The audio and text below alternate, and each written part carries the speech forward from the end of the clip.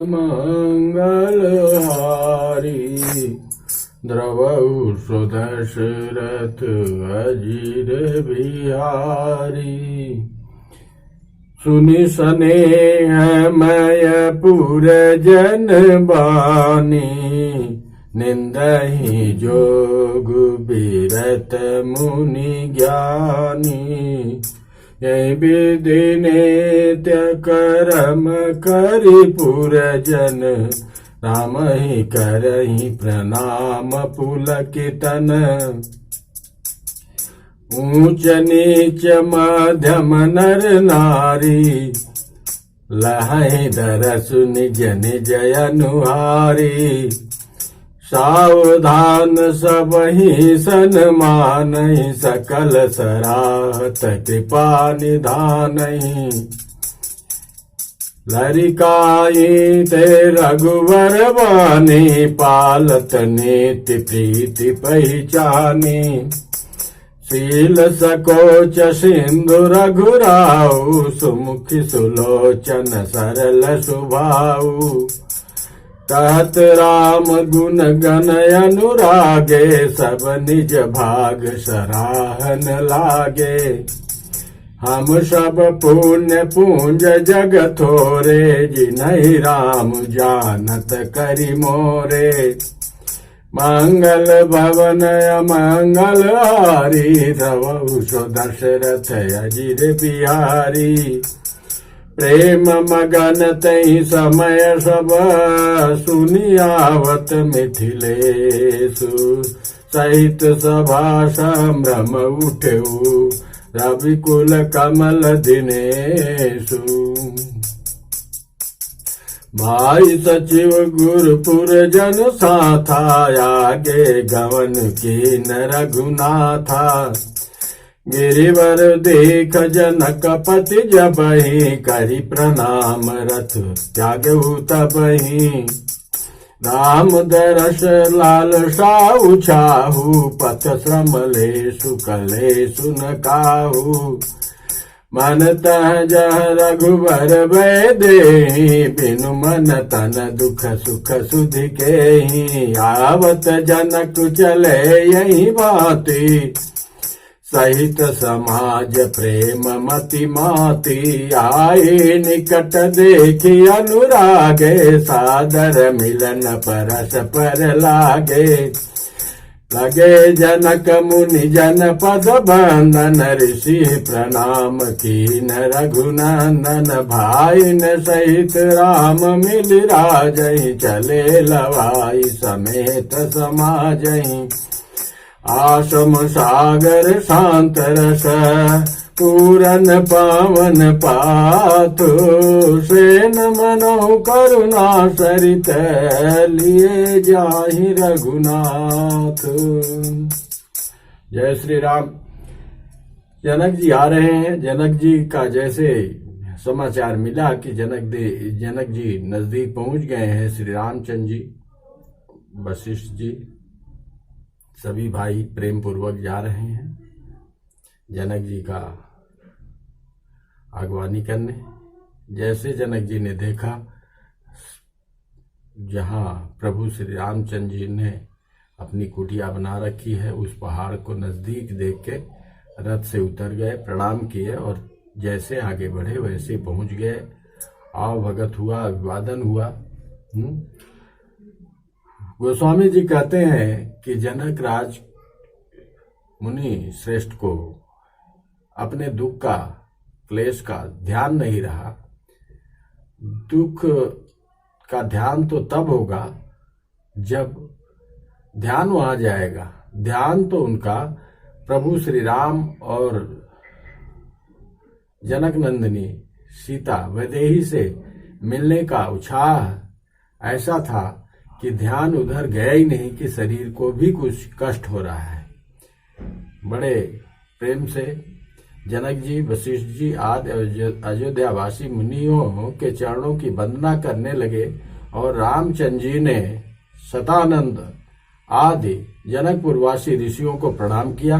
फिर भाइयों समेत श्री राम जी राजा जनक जी से मिलकर उन्हें समाज सहित अपने आश्रम को लीवा चले।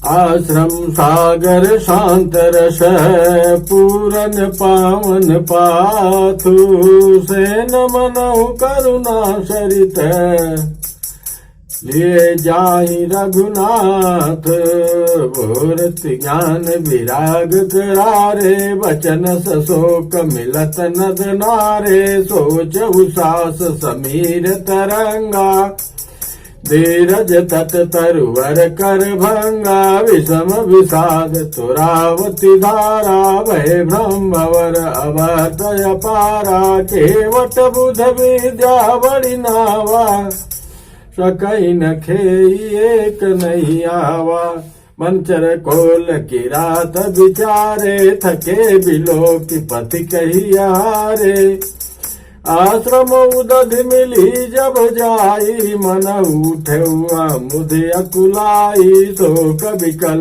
दौराज समाजा रहा न ज्ञान न धीरज लाजा भूप रूप गुणशील सराही रोवही शोक सिंधु अवगाही मंगल भवनय मंगल हारी द्रव दशरथ जिर बिहारी अवगाही शोक समुद्र सोचहि नारी नर व्याकुल महादय दोष सकल सरोष बोलहि बाम विधि कीन्हो कहा सुर सिद्ध तापस जोग जन मुनि देखि दशा विदेह की तुलसी न समरथ को जो तरि सके सरित स्नेह की किए अमित उपदेश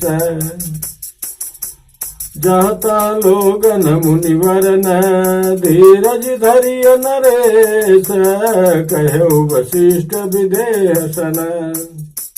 वही आत्मीय जनों को मिलने के बाद जो पीड़ा होती है, राजा दशरथ के स्वर्गवासी होने के उपरांत पहली बार मिल रहे हैं जनक जी अपने समाज के साथ, वही अथाह कष्ट, वही याद कर करके रोना, वही आतुरता व्याकुलता, वही सब प्रसंग है। धीरज वशिष्ठ जी ने तब जहां तहां श्रेष्ठ मुनियों ने लोगों को अपरिमित उपदेश दिए और वशिष्ठ जी ने विदेह जनक जी से कहा, हे राजन आप धैर्य धारण कीजिए। जासु ज्ञान रवि भवन सिनाशा वचन किरण मुनि कमल विकासा तेहि की मोह ममता निहराई यह सिय राम स्नेह बढ़ाई। जिन राजा जनक के ज्ञान रूपी सूर्य वो आगमन रूपी रात्रि का नाश कर देता है और जिनकी वचन रूपी किरणें मुनि रूपी कमलों को खिला देती हैं, आनंदित करती हैं, क्या मोह और ममता उनके निकट भी आ सकते हैं?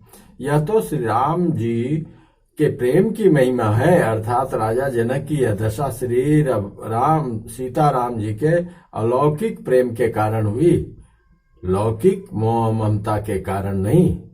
जो लौकिक मोह ममता को पार कर चुके हैं उन पर श्री सीताराम जी का प्रेम अपना प्रभाव दिखाए बिना नहीं रहता।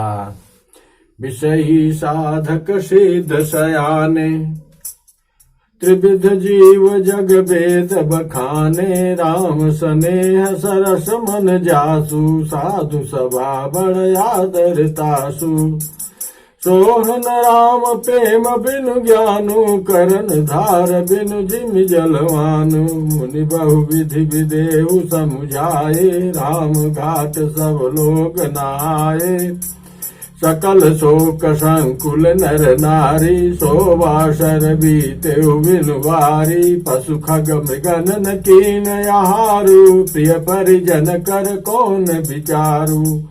उस दिन कोई जलपान भी नहीं किया, स्नान करके शोक विकल हो गए जनक जी और जितने अयोध्यावासी थे।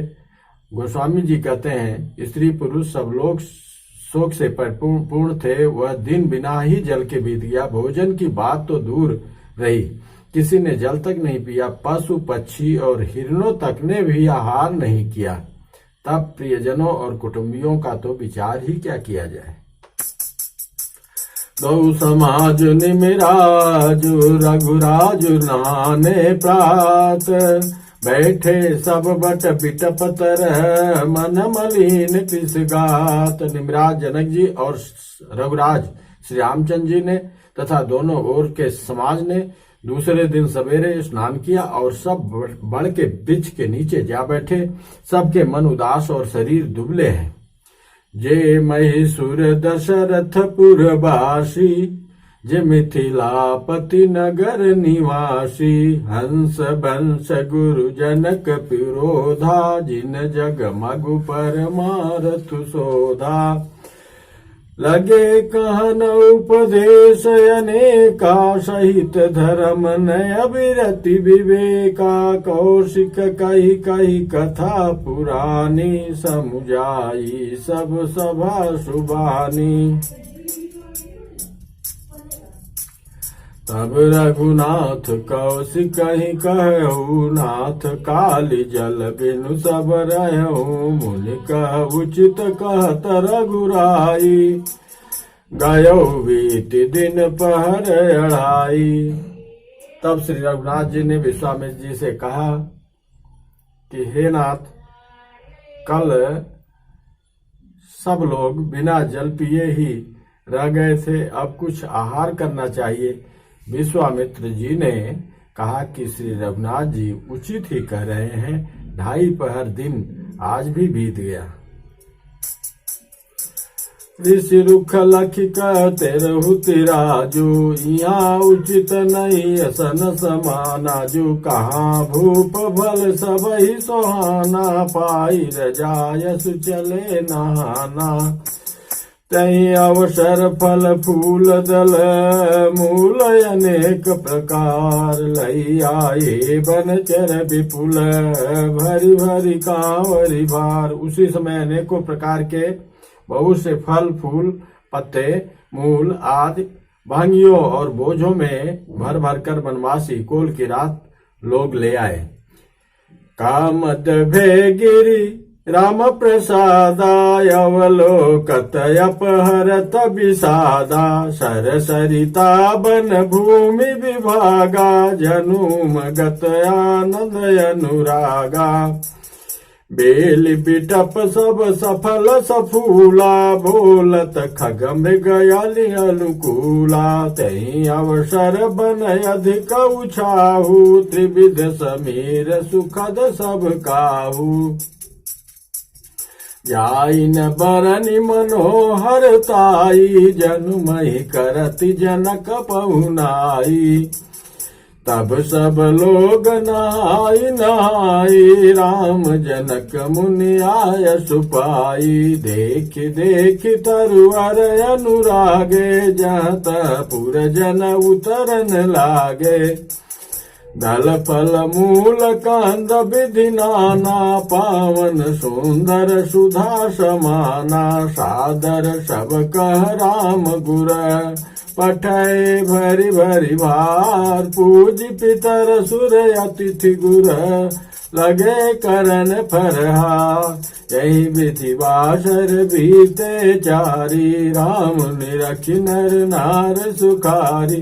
तो समाज यसी रुचि मन माही बिनु सिय राम फिरब भल नाही। सीता राम संग बनवासु कोटि अमरपुर सरिस सुपासु।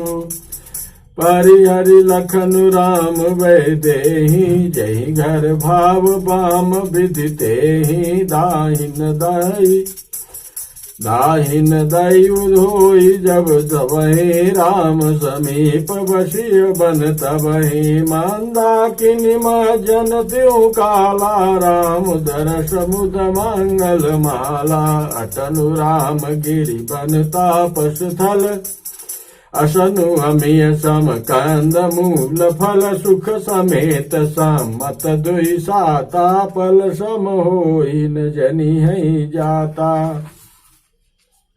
यही सुग सब लोग बड़े प्रेम से कि जब तक प्रभु श्री राम और माता जानकी अयोध्या नहीं चलते तब तक हम लोग यहीं रहेंगे। ऐसा सुंदर स्थान, ऐसा सुंदर अपने प्रभु की देख रेख में रहेंगे, ये तो हमारा कई जन्मों का पुण्य उदय हो गया। मन पवित्र स्थान, पवित्र नदी, पवित्र वन, पवित्र पहाड़, पवित्र सुंदर वातावरण, इससे अच्छा और कहाँ हो सकता है।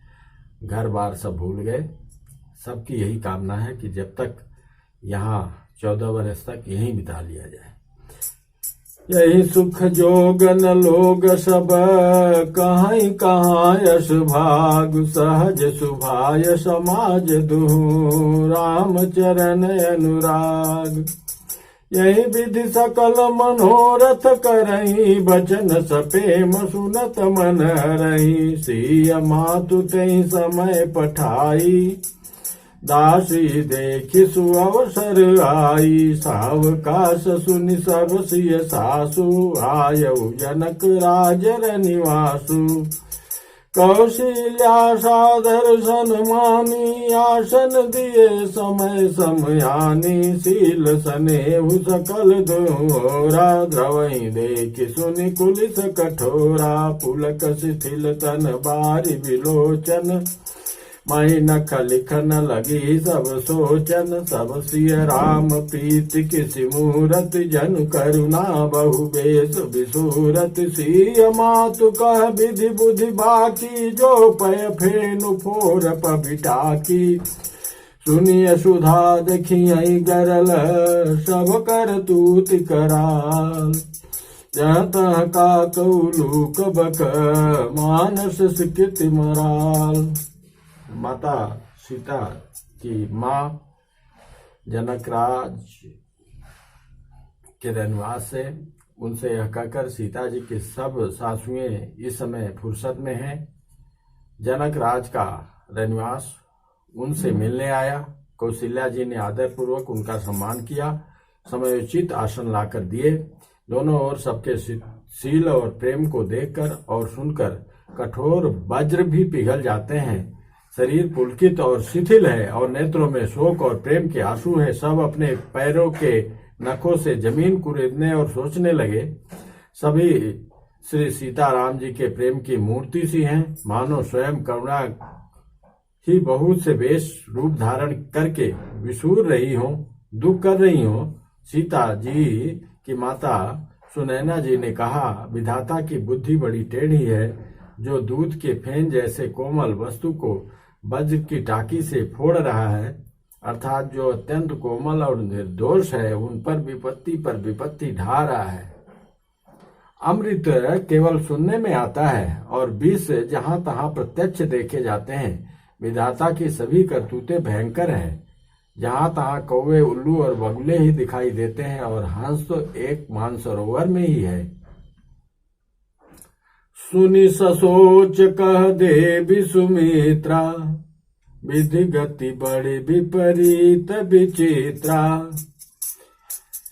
जो सृज पालई हरई बहोरी, बाल केलि सम विधि मति भोरी। कौशल्या कह दो सुन काहू, करम विवश दुख सुख क्षति लाहू। कठिन करम गति जान विधाता, जो शुभ अशुभ सकल फल दाता। ईश रजाई शीस सबहि के, उत्पत्ति स्थिति लय विसहु अमी के। देवी मोह बस सोचिय वादी, विधि प्रपंच वस चल अनादि।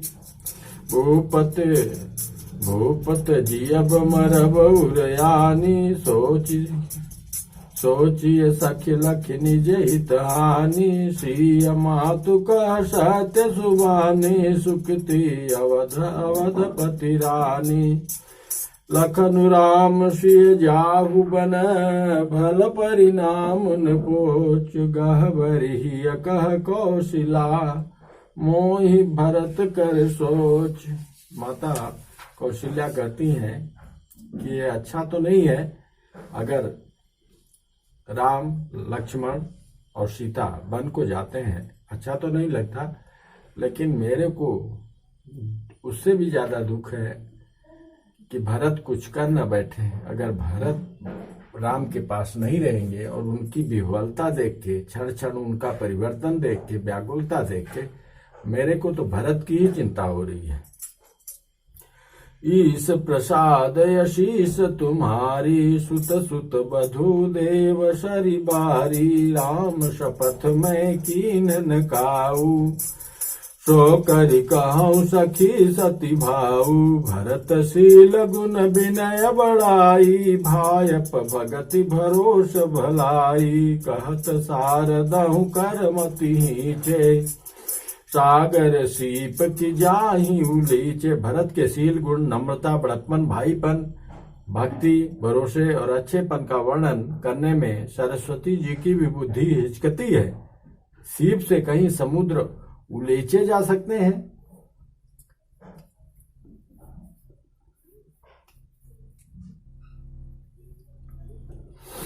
जानौ सदा भरत कुल दीपा, बार बार मोहि कह्यौ महीपा, कसे कनक मणि पारिख पाए, पुरुष परखियहि समय सुभाए। मैं भरत को सदा कुल का दीपक जानती हूँ। महाराज जी ने भी बार बार मुझे यही कहा था कि भरत तो हमारा कुल दीपक है। सोना कसौटी पर कसे जाने पर और रत्न पारखी जौहरी के मिलने पर ही पहचाना जाता है, वैसे ही पुरुष की परीक्षा समय पड़ने पर उसके स्वभाव से ही उसका चरित्र देखकर हो जाता है।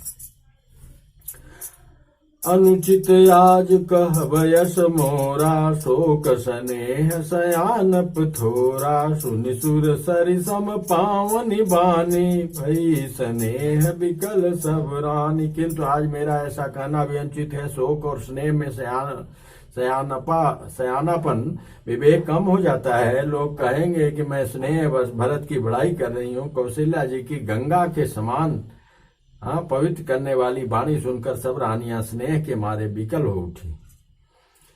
कौशल्या कह धीर धरी, सुनहु देवी मिथिलेशी, को विवेक निधि बल्लभहि, तुम्हि सकई उपदेश। कौशल्या जी ने फिर धीरज कहकर कहा, हे देवी मिथिलेश्वरी, सुनिए, ज्ञान के भंडार श्री जनक जी की प्रिया, आपको कौन उपदेश दे सकता है। रानी राय सन अवसर पाई, अपनी भांति कहब समुझाई, रखियहि लखन भरत गाँव नहीं बनु, जब यह मत माने महीप मन। हे रानी, आप एकांत पाकर जनक जी को यह समझाना कि ऐसा करें कि लक्ष्मण जी